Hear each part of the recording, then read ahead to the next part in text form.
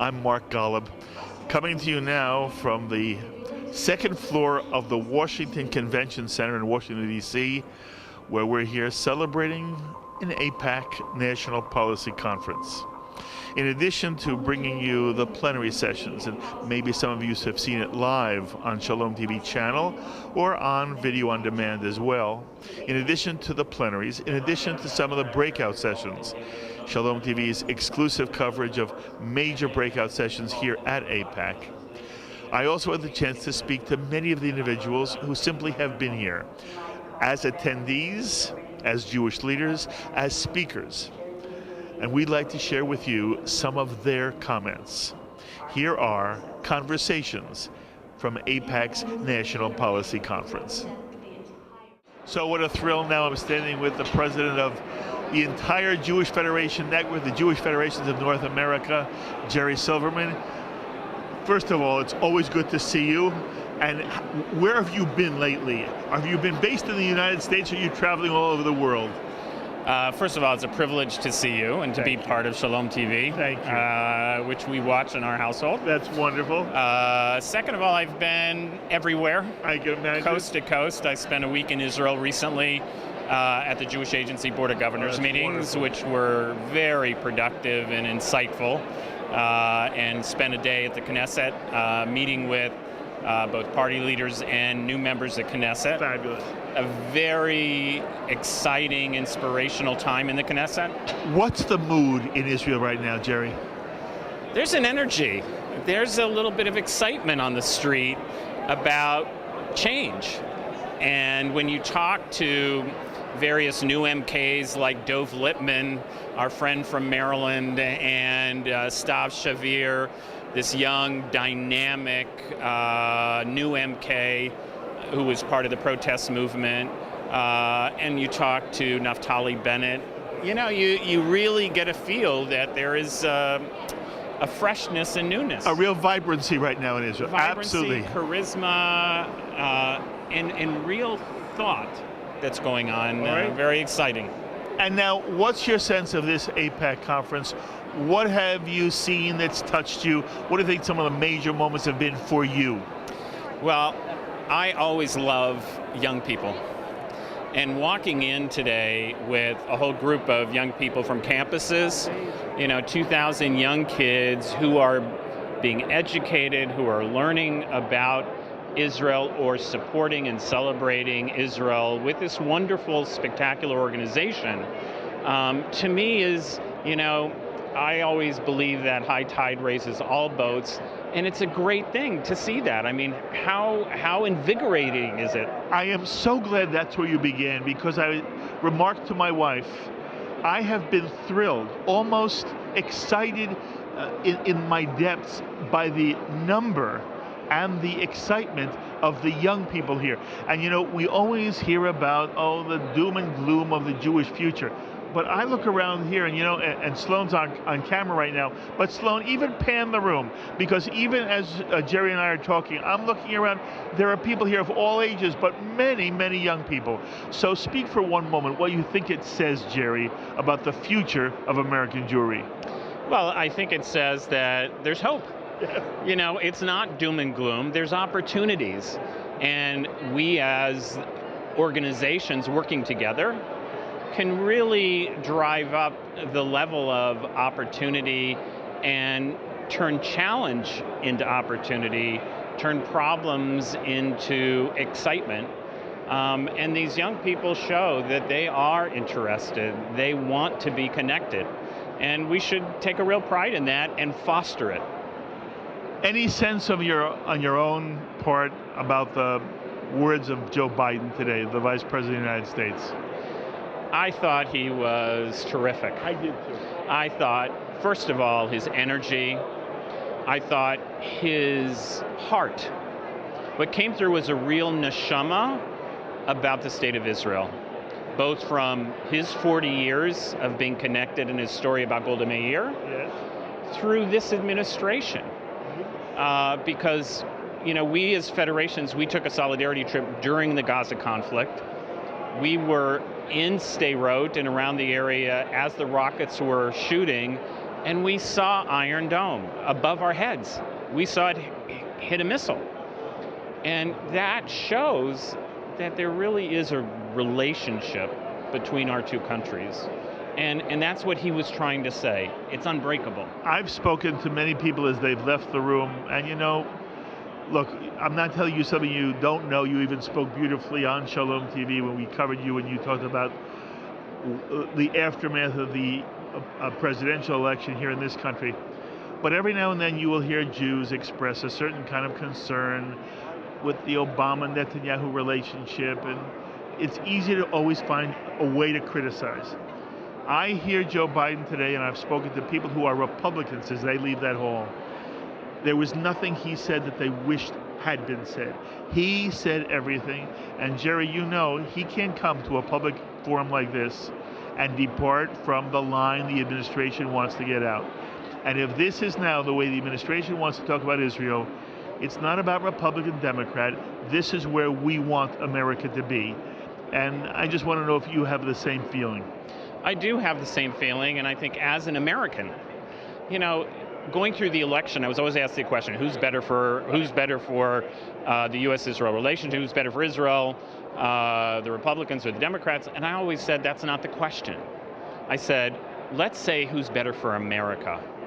A strong, powerful America in the world is what's going to win. And when you hear Joe Biden talking about the facts on the ground, and Ehud Barak will say it, Ambassador Oren has said it very clearly, that the relationship on the ground and what's happening, whether it be appropriations, whether it be joint military, whether it be intelligence, everybody is saying the same thing, from Israel to the ambassador's office, to the Pentagon, to the States. They're saying that it's never been stronger. And so, we need to embrace that. I want to say something to you and to our audience at the same time on camera. I do a great deal of public speaking and teaching, and I say the following thing, that if there's a Jew who cares about the future of the Jewish people, the two most important organizations for us to support on the American Jewish scene, the two most important, are the Jewish Federations of North America and AIPAC. One is ultimately not a fundraising organization, it's an allocation. It distributes our funds so that we can support every worthy cause of a Jewish nature. And I teach in my home community, I teach on Shalom TV, every Jew should make it a priority to be supportive of the Jewish Federation, because ultimately what you're doing is you're helping us support Jews all over. It's the number one important organization, and number two is AIPAC, because AIPAC is here within the American scene trying to ensure the future of the American-Israeli relationship and therefore of the State of Israel. And I want to say this to you, I want you to hear me say this on television. Federation and AIPAC are the two most important organizations. And then I say, and this, you'll forgive me, I believe at the moment the potential for good that Shalom TV does, because it reaches hundreds of thousands of people, and we've never had that before, is also an organization that should be supported in the Jewish world. But it comes behind what you do and what AIPAC does. And I have a chance to say to you, I'm an enormous fan of yours, and what you do for the Jewish people, for Amcha, for the State of Israel, is beyond. And you're hearing here from one of the real good guys on the world Jewish scene. Kol tuv v'hatzlacha. I love you very much, and thank you for the time you always give me. Love what you do, and I would just say that all of us are about Kol Yisrael, Arevim Zelazeh, that we have a responsibility to one another and to be a light unto nations. Shalom TV is doing it. I'm proud of your growth and what's happening. Thank you. I'm proud of being at this conference. Absolutely. And I'm proud of our work at the federations. Jerry Silverman. Thank you. I now have the wonderful pleasure of standing with somebody I have enormous regard for, and who's become a friend, Richard Stone, who is the chairman of the Conference of Presidents of major American Jewish organizations. And we've explained to you that the Conference of Presidents really is the umbrella organization that helps lead American Jewry. And for with 2 years, is it? How many? What's 2 years. 2 years, right? Getting close. Yeah. So first of all, may I say, I thought you were marvelous today. Oh, thank you. And it was really, I didn't know what you were going to say, and you came out there and you were perfect. And it was just wonderful. And I just want you to know, because all of us want to do what you were wonderful. Thank you very much, Mark. So what's your sense of how AIPAC 2013 has gone so far? I think AIPAC is just a total gift to America and to the Jewish world. I think that what AIPAC does is astonishing. It brings out the very best, the love of America, the love of Israel, the love of Jews in hundreds and hundreds and hundreds of volunteers who find that vehicle the one that they flourish in. And what it does for Israel and for America is, I'm here to give cover to AIPAC, yes, because I think AIPAC deserves all the cover it gets. I want you to speak to something that I hear all the time, Richard. There are Jews who, are part of the Jewish community, and yet every now and then I will hear AIPAC is too right-wing, too Republican, and simply a rubber stamp of any Israeli policy, even if it is one that American Jews don't agree with. How would you answer Jews who are concerned about the sort of mindlessness of AIPAC that they read into this organization? Well, it's preposterous, because AIPAC is made up of people from all over the political spectrum, many of whom do express their views on Israeli issues as readily as Jews want to do. By the way, the President's Conference takes exactly the same criticism. And the fact of the matter is that in terms of our public pronouncements, barring something very, very unforeseen and extreme, we believe that the democratically elected government of Israel is entitled to determine and enforce its own policies about its own security. We might tell them behind the scenes, as Israelis might and anybody in the world might, that we think that what they're doing is either not as smart as it ought to be or not riding well in certain parts of the world, but we don't publicly, and except in the most extreme cases, and I can't remember any, we don't publicly criticize them because it's misinterpreted. And that goes for Israeli governments that tend to veer to the right and those that tend to veer to the left. Right now, in terms of international policy, the peace process, the Palestinian issues, the Iranian issues, there's such a narrow spectrum in Israel compared to what there's been that it's not so controversial and volatile. But we are proud to have been as supportive of left-wing or so-called left-wing Israeli governments as of governments that have been accused of being on the right. Well said.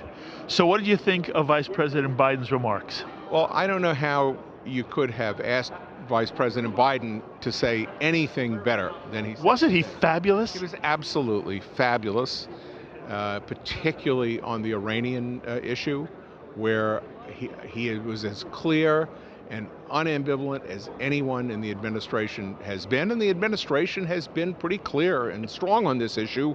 Why people criticize them about it, I don't know. But he couldn't have been clearer that Iranian nuclear arms are not a tolerable option to the United States.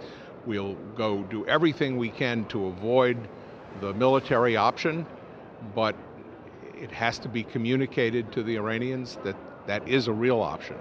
And as much as we don't want to do it, they have to understand that it's there. And I think Israel and the United States today, if you listen to Vice President Biden, have no light between them whatsoever.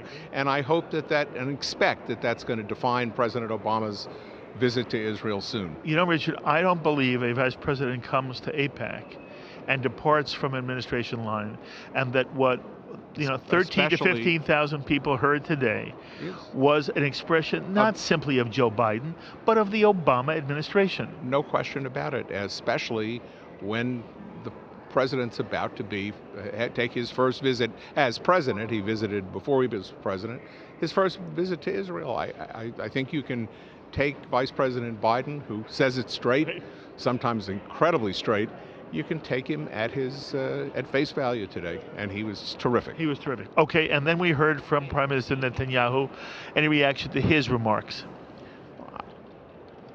Prime Minister Netanyahu, you catch me a little because I had to be behind the stage with Vice President Biden, so I'm going to have to read a transcript of his remarks. He was wonderful, by the way. He was wonderful. But I hear, A, that he was wonderful, and B, that he set a tone for the cooperation and the friendship that's going to show itself, and that needs to, after all the kind of nonsensical rumors and people trying to divide the United States and Israel, which is just a division that doesn't work. It won't happen. I think he set the tone for a visit that I think we're all going to find stimulating, enjoying, but maybe a little bit relaxing for a change. By any chance, will you be in Israel then? I'm not sure. It's under discussion. I'm not sure. Okay, I have one more kind of question for you. Look, I've seen many other television channels, foreign and domestic, sort of grab you. Everybody wants to hear what Richard Stone has to say. When you go on other networks, especially if they're foreign networks, what's the tenor of the question? Richard, what do you understand the concern is out there when people come to AIPAC and they're talking to one of the major leaders on the American Jewish scene? What are they hoping to get from you? What can you tell us about what concerns them? I think there is a serious concern around the world for the threat of an Iranian nuclear weapon. I think it goes way past what we think. It's not, again, an Israeli issue. It's not even just an American-Israeli issue. It's a world issue. I was just in France. I think I mentioned that a couple of weeks ago, and the president of France and the foreign minister of France and the prime minister of France all spoke to a delegation of the conference that I led and emphasized that they themselves, that all of Europe is afraid of nuclear-armed Iran. We've heard from anonymous sources in the Gulf and areas of the Middle East that you wouldn't expect to be talking to us this way, that Israel and they have a common enemy, Iran, and a common ally, Israel, and they don't act like allies to Israel. So I think that's one enormous issue. And obviously there are, as you talk to foreign networks, you never know quite how they're going to, well, if they just show what you say, there's nothing. If it's a newspaper, then you have absolutely no idea. I've discovered what they're going to write. You can say the fact that you spoke to them gives them a right to write anything that they want sometimes. But there is an interest in the Palestinian issue, which is an interest that we have too. We're very, very ready for the Palestinians to make a gesturing. Is it accusatory? Not necessarily accusatory. How they report it when they're not quoting us is another matter. But I haven't noticed so much that it's accusatory. Maybe a little bit in Europe sometimes. There's an emphasis on settlements, but I don't think anybody seriously right now believes that the impediment to the peace process is settlements. I think everybody believes that if the Palestinians display a genuine desire to come to the negotiating table, that Israel will be there and settlements will not be the issue. You know, Richard, one of the comments that Joe Biden made referred to the insidious, that was his word, the insidious BDS movement, the effort to delegitimize the state of Israel. You just came back from a major mission of the President's Conference. You were in Europe as well as Israel. When you were in Europe, and one of the things that I know you were trying to do was get France to, in some way, add Hezbollah to the terrorist list. What was your sense of how the countries in Europe are viewing Israel now, and whether you found that the Jewish communities you visited were in some way frightened about a rise of anti-Semitism that really is sort of breathtaking? But give us a first-hand sense of what you found on that very important president's mission. There's no question that the Jews in Europe, and we were this year in France, last year the conference was in Brussels, which has got some serious local anti-Semitic issues. And the year before we were in Athens. And the year before that we were in Rome. So we have been on a streak of Western European trips.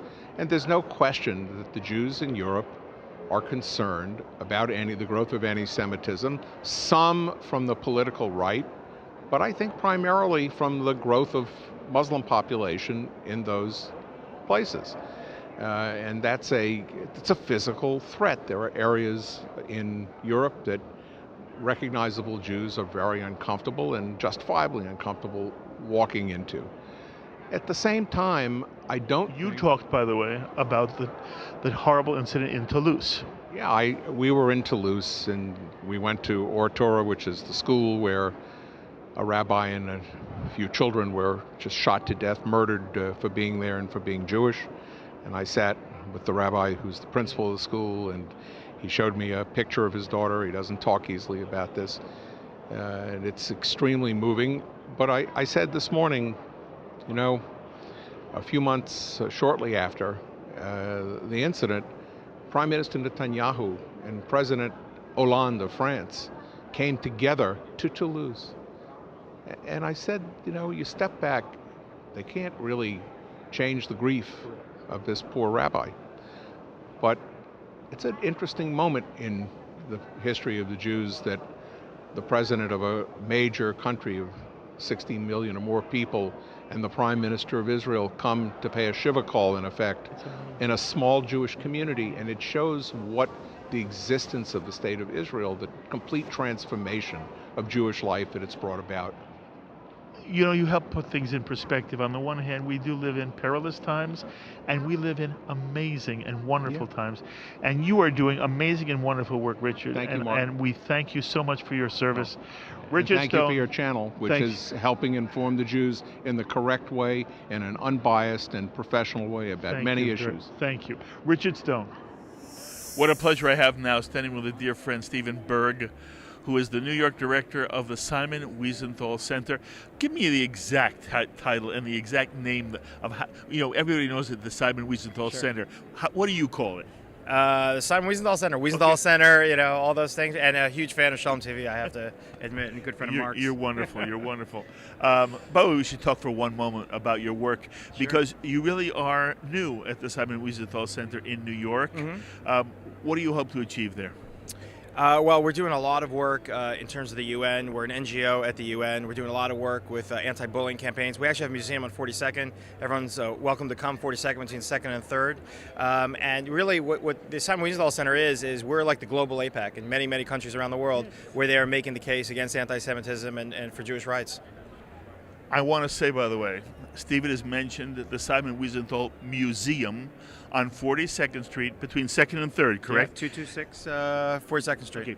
And the reality is many Jews in the New York area don't even know this museum exists. And I had the privilege of being there recently, and we're going to do some programming there. It's a marvelous, marvelous place, not only for adults, but for young people, yes? Absolutely. Well, we mostly have young people and law enforcement. That's probably the bulk of who comes by.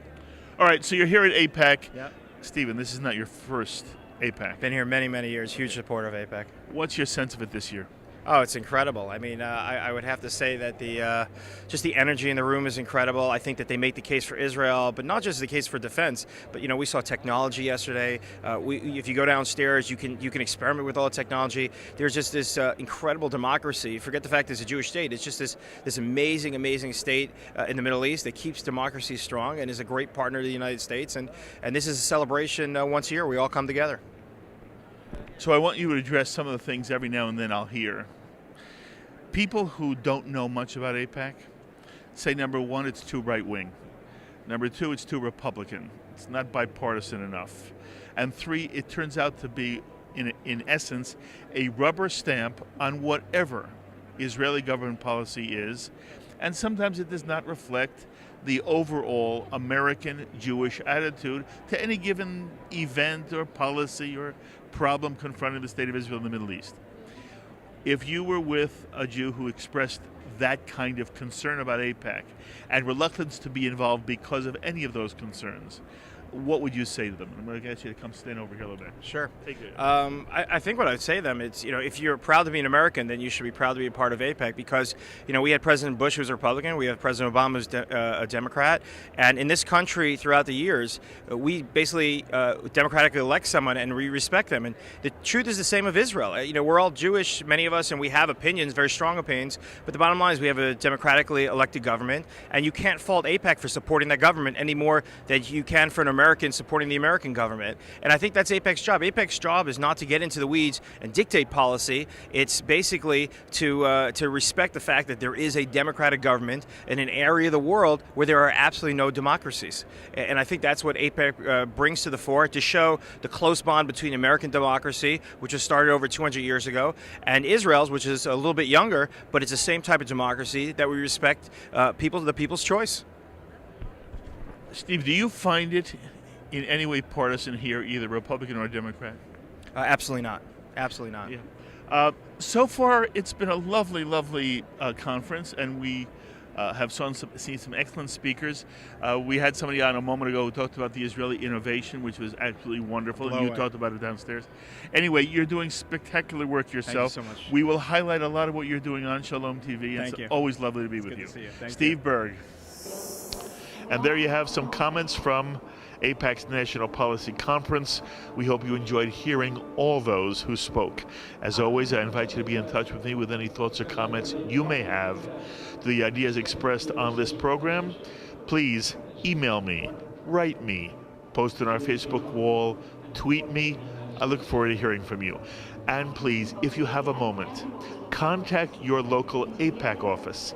Tell them you saw the AIPAC National Policy Conference on Shalom TV and that you were glad you had the chance to participate.